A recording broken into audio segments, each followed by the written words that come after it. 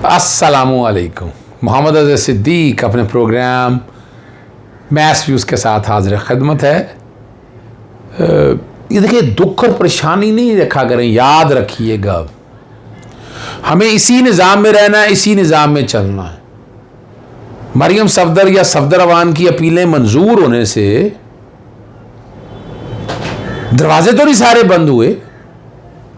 मैं कि आपने इब्तिदा मेरे एक दोस्त किसी ने शेर भेजा, उसी का शहर, वही मुद्दई, वही मुनसिफ, हमें यकीन था हमारा कसूर निकलेगा। दो लफ्ज़ों में बताऊं, बादियों नज़र में ये इस्लामाबाद हाईकोर्ट का फैसला मैं नहीं समझता ये कानूनी रवायात के खिलाफ है। ये ज़्यादा से ज़्यादा केस रिमांड का बनता था, है ना। 3-4 चीज़ उठा के देखें ना। प्रॉपर्टी की ओनरशिप एंड पोजीशन एडमिटेड, कतरी खत एडमिटेड, और बेनिफिशियल ओनरशिप एडमिटेड। प्रॉपर्टी की वैल्यूएशन अगर कोई डाउट है तो वो सुप्रीम कोर्ट में सीएम में फाइल की हुई थी, वो उसके अंदर थी। ज़्यादा से ज़्यादा मैं बड़ा क्लियर हूँ इस हवाले से, ये रिमांड का केस बनता है। मैं तफसीलात में बाद में बताता हूँ आपको। उस्मान चीमा तबीयत ख़राब थी, नया प्रोसिक्यूटर, वो पेश नहीं हुए। इस केस में मुझे भी प्रोसिक्यूटर अपॉइंट किया गया था और मेरा वो नोटिफिकेशन विदड्रॉ नहीं हुआ। अगर हुआ तो मुझे नहीं पता, मुझे रोक दिया गया कि आपने पेश नहीं होना। वजह क्या है, मुझे क्या हिस्से के लेना। लेकिन नैब इस वक्त जो है वो इस वक्त हुकूमत वक्त का भरपूर साथ दे रही है। और एक और जो सवाल आप बार बार पूछ रहे हैं, वो जो कह रहे हैं जी PMLN वाले या बाग नवाज शरीफ फौरन आ जाएंगे, आ जाएं जी फौरन, रोका तो किसी ने नहीं है उनको। इश्तिहारी हैं 2 केसों में, एवनफील्ड और अल अजीजिया।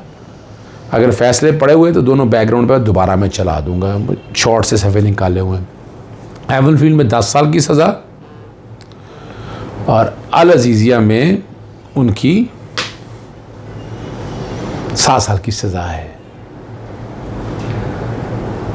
और दोनों में इश्तिहारी तो पहले आपने आपको सरेंडर करता है कोर्ट के सामने, और दूसरे में प्रोटेक्टिव बेल नहीं हो सकती। मैं क्लियर कर रहा हूँ, हिफाजती ज़मानत कहाँ होती है कि जहाँ भी ट्रायल कंक्लूड नहीं हुआ, आपको सज़ा नहीं हुई। जब सज़ा हो जाए, इनमें क्या हुआ, आपको पहले ज़मानत मिली एक केस में और आप वो इश्तिहारी हो गए, आप नहीं किए। दूसरे में मेडिकल ग्राउंड पे मिली, आपने इलाज नहीं कराया, वो वापस होगी। सस्पेंड होती है, इसमें मुअत्तल होती है सज़ा। इसमें ज़मानत का जो प्रोटेक्टिव बेल, जनाब हिफाजती ज़मानत का कोई कॉन्सेप्ट नहीं है। जितना मैं कानून समझता हूँ, मैं अपनी बात कर रहा हूँ, and I am very much clear about it. तो नवाज शरीफ आएंगे, सरेंडर करेंगे, या तो वो एडियाला जेल जाएंगे या कोट लखपत जेल, जौन सी जेल उन्हें पसंद होगी उसमें वो चले जाएंगे। एब्सकॉन्डर ख़त्म होगा कोर्ट से, जब आप गिरफ्तार हो जाएंगे तो एब्सकॉन्डर ख़त्म हो जाएगा। फिर आप अपनी अपीलें फ़िक्स करने की बात करेंगे, फिर उस पर मेरिट पे बहस होगी, कितना वक्त लगता है। तो वो जेल में वक्त गुजारना है। अगर जेल से बाहर गुजारना है तो फिर शायद नई जूरिस्प्रूडेंस सेट होगी, ये वक्त बताएगा आने वाला। तो यहाँ अवाम परेशान नहीं होना इस बातों से। दोहरे निज़ाम ये चलता रहना, इस तरह का निज़ाम आप छोड़ें। दोहरा है या नहीं है, मैं उनमें नहीं जाता। 7 साल सज़ा थी मरियम नवाज को, और 1 साल थी मरियम सफदर को, और 1 थी सफदर अवान को। जस्टिस आमिर फारूक और जस्टिस मोहसिन अख्तर कियानी पर मुश्तमिल 2 रुकनी बेंच ने समाअत की। डिप्टी प्रोसिक्यूटर सरदार मुजफ्फर अब्बासी अदालत में पेश हुए और कहा कि नैब प्रोसिक्यूटर उस्मान चीमा की तबीयत ख़राब है, वो पेश नहीं होंगे और उनकी जगह वो दलाइल देंगे। मुजफ्फर अब्बासी ने रिकॉर्ड पढ़ना शुरू किया। जस्टिस आमिर फारूक ने सवाल किया, सरदार साहब क्या ये सारा आप पढ़ेंगे? और उन्होंने कहा जी सिर्फ चंद मुतलका चीज़ें पढ़ने की इजाज़त दे दे। वाजिद ज़िया का बयान पढ़ कर बताया। जस्टिस मोहसिन अख्तर के ने रिमार्क्स दिए कि वाजिद ज़िया का किरदार तो GIT में तफ्तीशी का था। वाजिद ज़िया ने तो बयान में सारी अपनी राय दी। मैंने कभी किसी तफ्तीशी का ऐसा बयान नहीं देखा। हज़ार मुजफ्फर अब्बासी ने कहा कि वाजिद ज़िया अदालत में बतौर तफ्तीशी नहीं बतौर गवाह आए थे। और इस पर जस्टिस मोहसिन अख्तर ने कहा कि नवाज शरीफ का इस केस के हवाले से क्या मौक़िफ़ है।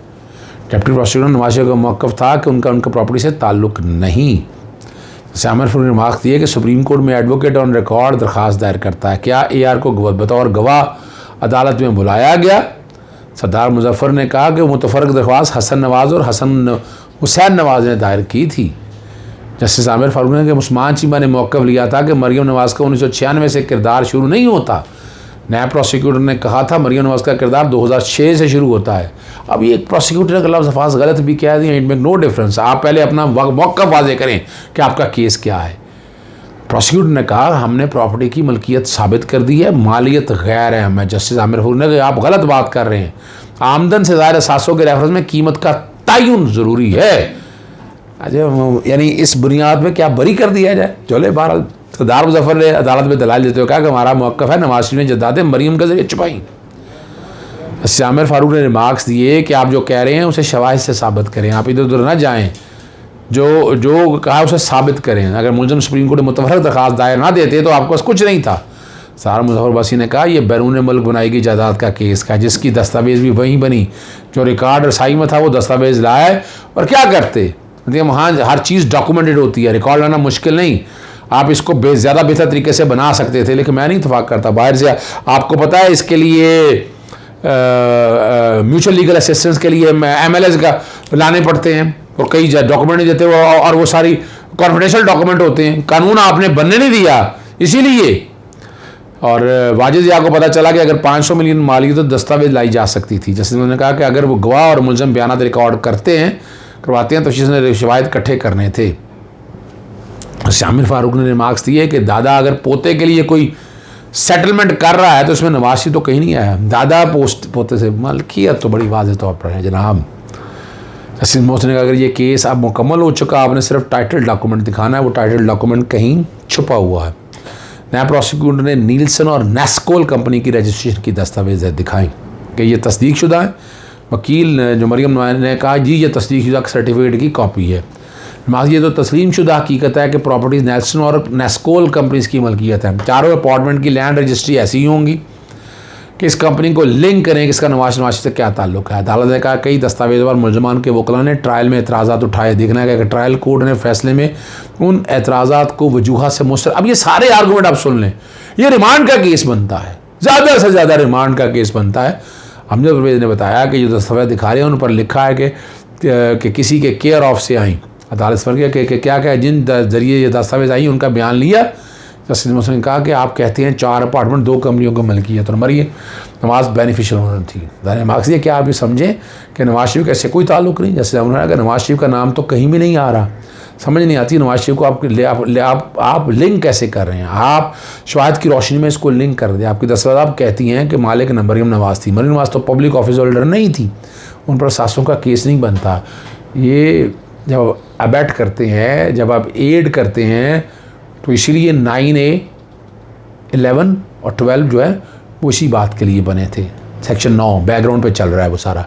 जैसे मोहसिन ने रिमार्क्स दिया कि इस डॉक्यूमेंट पर तो दावा ये सिविल केस तो है ही नहीं, पहली तो बात है।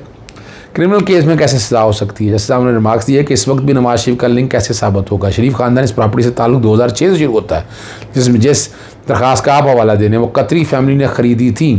नीलसन और नेस्कोल ने 1993 में ये प्रॉपर्टी ख़रीदी होंगी। ये वो सारे मामला थे जो मैंने आप तक सारा रखा है, आप समझ सकते हैं। लेकिन इसकी अपील फ़ाइल की जाए तो ये रिमांड का केस बनता है। उसमें इमरान खान साहब के जो एतराज़ात हैं वो अपनी जगह पर मौजूद हैं और मौजूद रहेंगे। जिनसी हरासगी का सवाल ये तय्यबा गुल के हवाले से तहक़ीक़ाती कमीशन की कार्रवाई पर हुक्म इम्तना अदालत ने जारी कर दिया है। लाहौर हाई कोर्ट के जस्टिस मोहम्मद अमीर भट्टी के पास ये केस की समाअत हुई। साबिक़ director general DG Salim Shahzad ने जिनसी हरासगी के इल्ज़ाम में तहक़ीक़ात करने वाली इंक्वायरी कमीशन को चैलेंज कार्रवाई से रोक दिया। 27 सितंबर को काला नोटिस जारी किया। उन्हें 28 सितंबर को ज़ाती तौर पर पेश होने का कहा गया कि इंक्वायरी कमीशन की जानिब से जारी करदा नोटिस उस पर समाअत गैर कानूनी और दायरा इख्तियार से बाहर है। नैब हुकाम की हैसियत से नेक नीति से की गई तमाम कार्रवाई का सेक्शन 36 है नैब का, उसके तहत तहफ़्फ़ुज़ फराहम किया। मौक़िफ़ इख्तियार किया कि शिकायत कुरंदा खातून ने दरख्वास्त गुज़ार और नैब के दीगर अफसरों के खिलाफ मीडिया सोशल मीडिया में शोहरत हासिल करने के लिए गैर संजीदा इल्ज़ाम लगाए।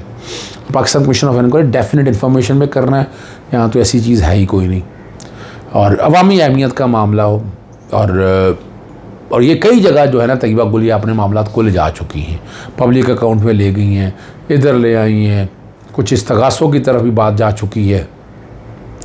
और जो इंक्वायरी कमीशन का तो इख्तियार बनता नहीं है, ये मैंने भी चैलेंज किया हुआ है और 18 अक्टूबर तक जवाब जमा कराने की हिदायत करते हुए समाअत मुलतवी कर दी।